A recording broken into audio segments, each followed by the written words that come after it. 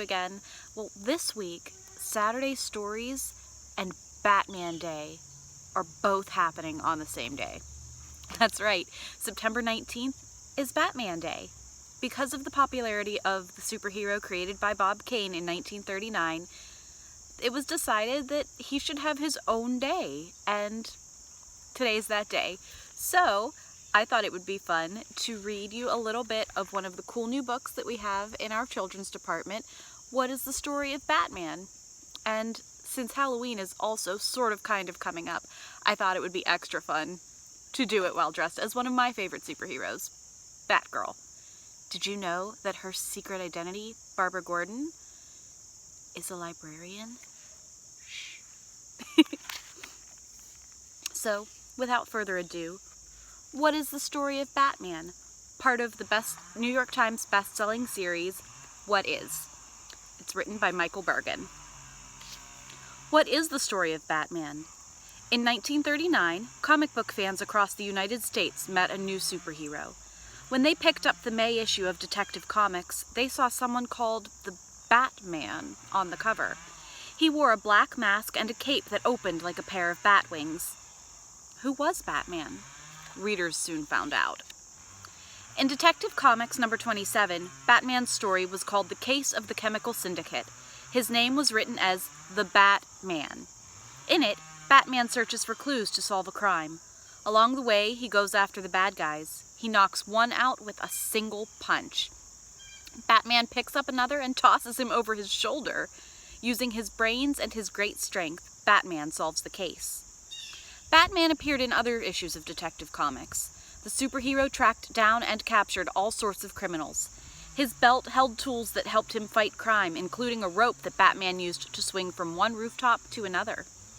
More comic book readers became Batman fans, and in 1940, he became the star of his own comic book.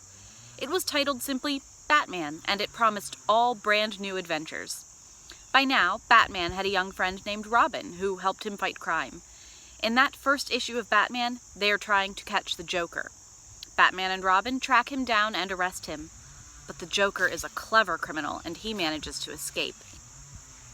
The Joker would become one of many villains that Batman faced again and again. Since the first Batman comic in 1939, millions of people around the world have come to love Batman. He's also sometimes called the Dark Knight or the Caped Crusader. Over the years, his costume has changed, and he has faced new villains. But fans know one thing is always true. Batman is a smart, strong, and complicated superhero who will always fight for justice. The birth of Batman. As a child, Bob Kane eagerly read the comics in the newspaper. He loved to draw, and by the time he was in high school, he knew he wanted to be an artist. But not an artist who worked with paint or turned clay or marble into sculptures. Bob Kane wanted to draw comic strips and create his own characters. And in 1938, he got his chance. At the time, Bob was working for Detective Comics, which eventually would be known by the initials DC. The company published several different comic book series. One was called Action Comics. In 1938, Action introduced the world's first superhero, Superman. The Man of Steel, as he is also known, is from a distant planet called Krypton. Bullets can't harm him. He uses his X-ray vision to see through walls, and he can fly. Superman also has another, more average identity. When he's not catching criminals, he's a newspaper reporter named Clark Kent. Comic book fans in 1939 loved Superman. His success convinced DC Comics that it needed another superhero. A DC editor, Vin Sullivan, asked Bob if he wanted to try creating one. He quickly said yes. Leaving work on a Friday, he went home and spent the entire weekend developing his new character.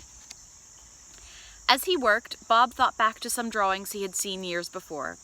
The great Italian painter and inventor Leonardo da Vinci had sketched out ideas for early flying machines hundreds of years before the first airplanes flew. One of his drawings showed a machine with large wings. Da Vinci never built flying machines that worked, but his sketches inspired Bob Kane. His new superhero would have wings too. Bob drew wings like Da Vinci's on the figure of a man. He thought of several different names for the character he created, such as Hawkman, Eagleman, and Birdman.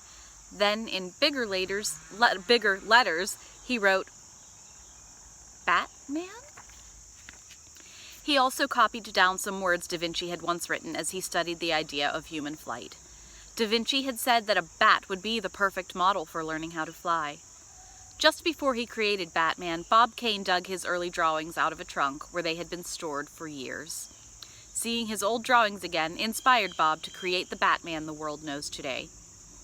Bob also thought of an old movie hero he had seen called Zorro. On screen, Zorro fought bad guys while wearing a black mask across his eyes. The mask helped to hide his real identity as a wealthy landowner named Don Diego. Bob decided to give his superhero a mask. Batman's identity would be a secret, too. But the drawings of this new Batman were still not enough to launch a comic book. Bob needed someone to write stories for his superhero, so he turned to Bill Finger. Bill and Bob had worked together on other comics, so Bob showed his partner the sketches of Batman, and Bill came up with a few suggestions. He thought Batman's costume should be mostly gray to create a feeling of mystery. He also thought Batman's mask should look even more like a bat's head than what Bob had originally sketched. He then suggested that Batman should not have actual wings as the Da Vinci flying machine did. Instead, he would have a cape that looked like bat wings so that he could move around easily to fight criminals. On Monday morning, Bob showed his drawings of Batman to his editor, Vin Sullivan, who took them to his boss, Jack Leibowitz. As he said years later, Leibowitz didn't understand the idea of a crime fighter who dressed like a bat, but Superman had become so popular that DC Comics wanted to take a chance on a new superhero. Batman's look was complete. Now, Bill Finger had to write a few adventures for him. He thought of Batman as a brilliant detective who was also a skilled athlete and fighter. Unlike Superman, Batman was human. He did not have superpowers, he could not fly or see through walls, and because he was human, he could be wounded by bullets or hurt in a fight. Batman had to use his strength and smarts to defeat any bad guys he faced. Batman made his first appearance in a comic book called Detective Comics, dated May 1939. The cover promised readers the amazing and unique adventures of the Batman. And comic book fans were delighted. The First Adventures. The very first Batman story in Detective Comics number 27 showed just how good he was at finding and capturing criminals. It also introduced readers to Commissioner James Gordon, the head of the local police. And on the last page of the story, readers finally learned Batman's real identity. He is a millionaire named Bruce Wayne who has decided to spend his life fighting crime. When the police can't solve a case, Batman can. Commissioner Gordon and Bruce Wayne were friends, but the commissioner didn't know that his buddy was also Batman. As the stories ended, readers learned that one person was both Wayne and Batman, but the police commissioner didn't have a clue about Batman's true identity. In the next Batman story, he begins to use one of the many tools that help him move through the city and fight crime. He takes a rope off his belt, throws it around a pole, and then swings away from police who still aren't sure if Batman is a crime fighter or just another criminal. Batman had a powerful swing. Crash! He had a powerful left punch. Suck! And a powerful right punch, too. Crack! The very last comic panel of the story states, if the commissioner could see his young friend now, he'd be amazed to learn that he is the Batman.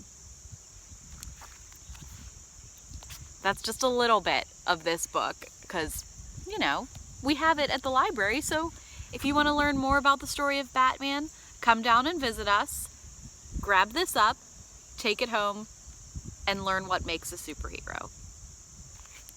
I'm excited to see you all again soon. Take care. To the Batmobile. Let's go.